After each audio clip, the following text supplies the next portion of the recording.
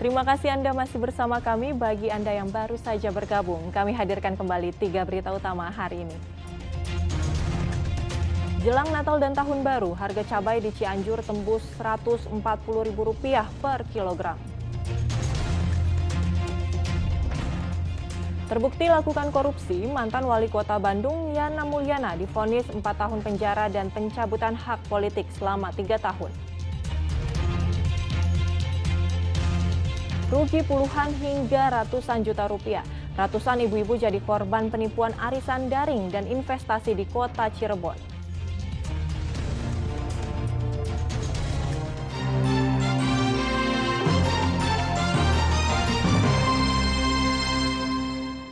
Misteri jasad perempuan dengan leher terikat yang ditemukan di Sungai Citarum, Batu Jajar, Bandung Barat mulai terkuak.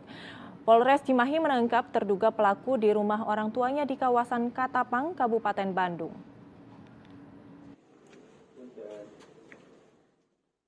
Salah satu perkampungan di wilayah Katapang, Kabupaten Bandung didatangi oleh polisi.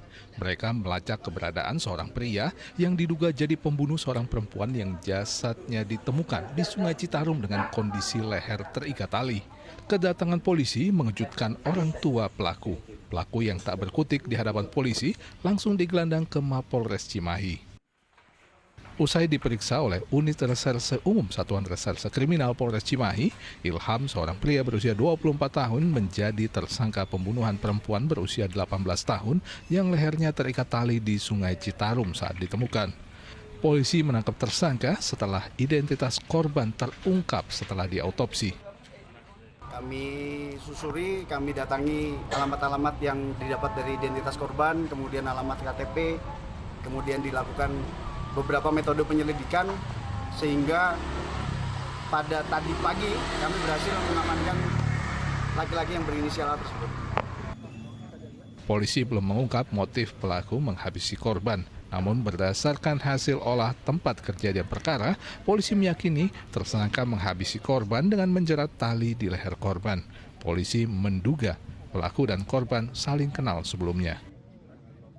Dugaan sementara korban ini merupakan korban dari pembunuhan.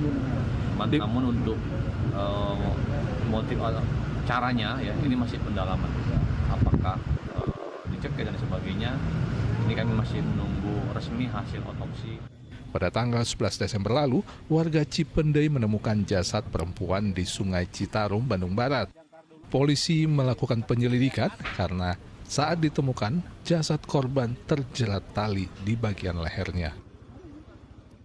Muhammad Abbas melaporkan dari kota Cimahi.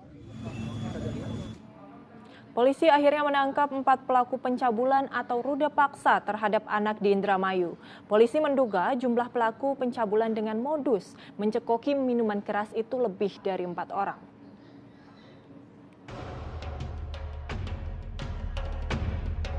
Empat orang tersangka pencabulan atau ruda paksa anak di Indramayu akhirnya diperiksa polisi. Penangkapan dilakukan setelah korban yang didampingi oleh orang tuanya melaporkan tindakan pencabulan oleh keempatnya yang tidak lain adalah tetangga korban sendiri. Selain 4 tersangka, polisi juga memeriksa 1 orang lain yang berstatus sebagai saksi. Polisi menduga pencabulan anak dilakukan lebih dari 4 orang. Saat ini kita sudah berhasil mengamankan 5 orang. 4 diantaranya sudah kita tetapkan menjadi tersangka dan 1 orang lagi kita masih dalam saksi. Diduga pelaku jumlahnya berapa?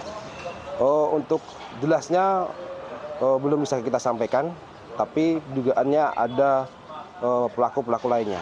Dan saat ini kita masih dalam proses pencarian pelaku lainnya tersebut.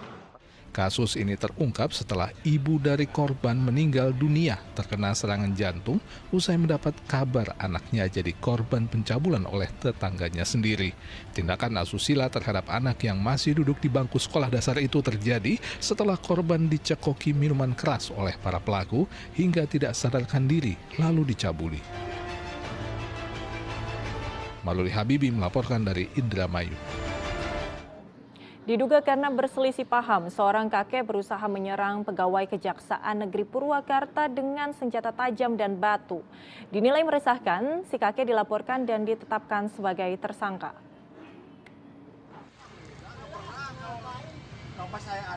Cekcok terjadi di depan kantor Kejaksaan Negeri Purwakarta. Zulfani, seorang kakek berusia 70 tahun, tiba-tiba mengeluarkan badiknya dan mencoba menyerang sopir mobil Kasih Pidana Umum Kejari Purwakarta. Bahkan petugas keamanan Kejari yang merekam peristiwa ini juga nyaris diserang dengan menggunakan batu. Dinilai membahayakan dan meresahkan, kejadian tersebut kemudian dilaporkan ke polisi dan sang kakek langsung ditetapkan sebagai tersangka. Pihak Kejaksaan Negeri Purwakarta menyatakan sudah 2 kali kakek itu berulah di depan kantor Kejari. Penyebab cekcok karena sang kakek tersinggung ditegur oleh petugas.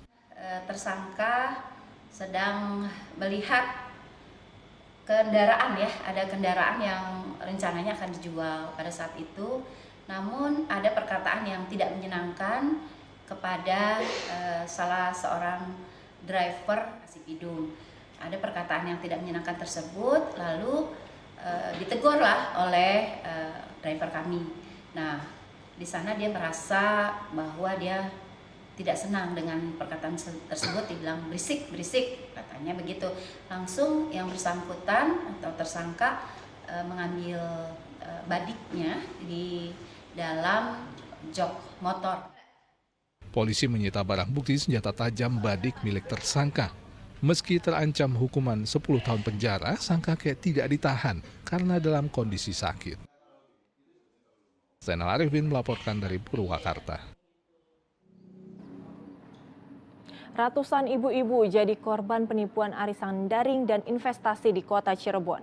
Mereka protes karena uang mereka tak bisa dicairkan dan pengelola arisan dan investasi tak bisa dihubungi.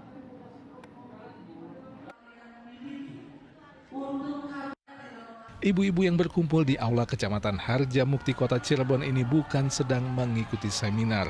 Mereka adalah korban penipuan arisan daring dan investasi titip dana yang berasal dari wilayah Cirebon Raya hingga Jakarta.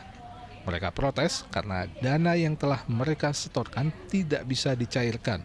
Mediasi pun dilakukan antara anggota dan pengelola arisan daring titip dana Linda Amelia.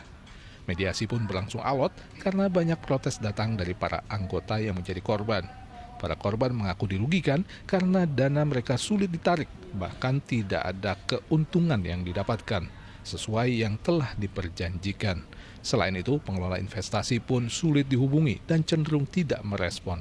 Ya karena diiming-imingin dengan profit yang besar per bulan, jadi ya daripada nitip di bank ya udah gitu, nitip di perorangan. Karena saya juga udah ikut arisan lama kan sama Linda, itu udah lama banget, saya 8 tahun udah kenal Linda.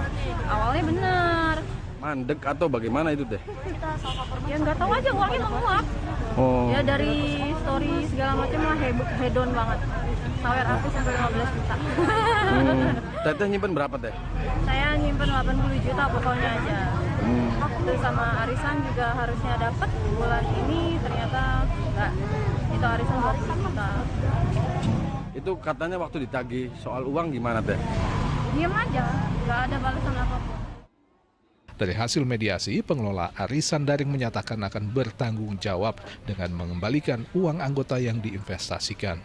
Total ada 280 orang dengan dana investasi mulai dari puluhan juta hingga ratusan juta rupiah. Kuasa hukum pengelola arisan akan mengembalikan uang secara bertahap sesuai giliran hingga Maret 2024 mendatang.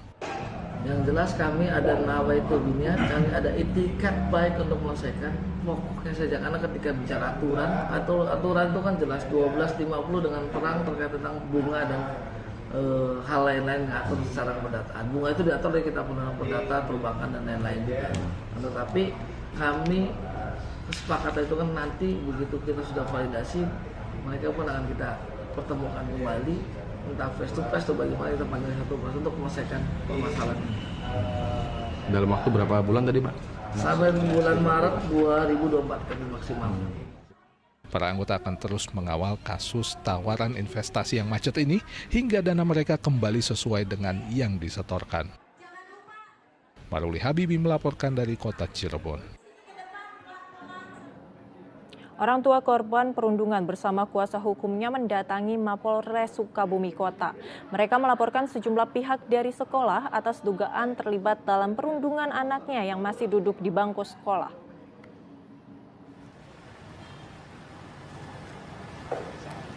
Kuasa hukum bersama orang tua anak korban perundungan melaporkan kepala sekolah dasar, sejumlah tenaga pengajar, komite sekolah, dan orang tua anak pelaku perundungan ke Polres Sukabumi Kota. Pelaporan ini karena dugaan perundungan tidak hanya dilakukan oleh anak, tetapi juga oleh orang dewasa. Pihaknya berharap Polres Sukabumi Kota memeriksa seluruh saksi, juga termasuk memeriksa rekaman kamera pengawas. Saat ini korban masih trauma meski kondisinya mulai membaik. Terkait anak korban mengalami kekerasan fisik dan psikis di sekolah, yaitu SD Yuwati Bakti, ya. Anak korban mengalami kekerasan fisik dan psikis bukan saja hanya dari perundungnya, yaitu pelaku anak. Namun juga kami sinyalir ada pelaku dewasa yang melakukan kekerasan fisik dan psikis terhadap anak korban. Setelah menerima laporan orang tua, Kasat Reskrim Polres Sukabumi mendata ada 8 pihak yang dilaporkan, termasuk pihak sekolah. Terlapor 8 orang yang dilaporkan, tapi kami masih belum bisa terbuka secara terbuka memberikan keterangan terbuka karena itu merupakan ranah penyidikan. Kasus perundungan anak ini telah naik dari tahap penyelidikan ke penyidikan. Pihak kepolisian telah memeriksa 12 orang saksi dan melakukan gelar perkara dengan 2 alat bukti. Asep Dini melaporkan dari Kota Sukabumi.